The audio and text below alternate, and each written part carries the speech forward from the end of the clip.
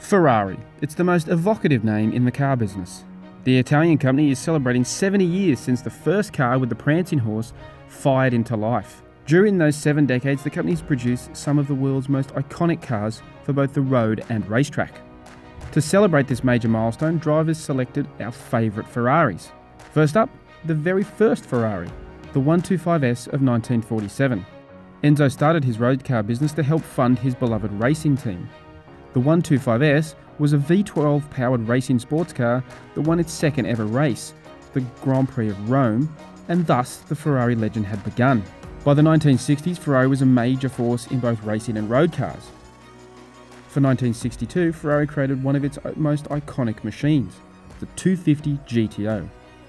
With only 39 GTOs built between 62 and 64, the V12 powered coupe is now one of the most expensive and desirable Ferraris to collect, regularly fetching more than $30 million at auction.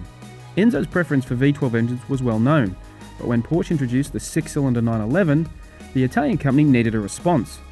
Thus, the Dino 206 GT was born, a mid-engine V6 powered sports car that has become a classic.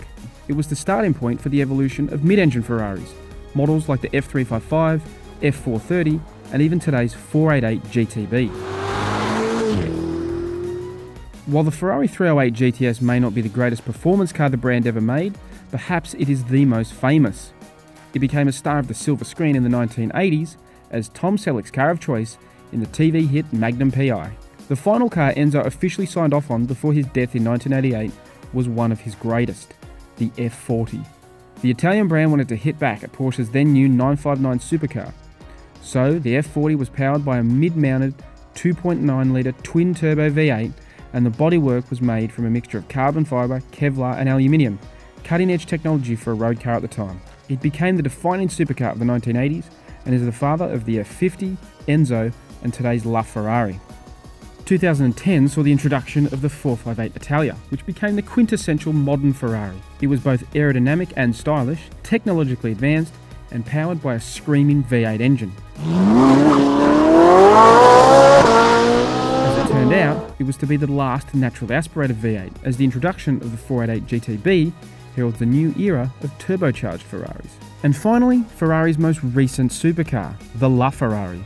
The name translates to literally the Ferrari, and it combines everything the company has learned since 1947 while pointing to its future. It's powered by a V12 engine combined with an electric motor to become the brand's first hybrid, but surely not its last. Because if there's one thing that 70 years of Ferrari has taught us, it's that the Italian firm's next car will be even faster than the last.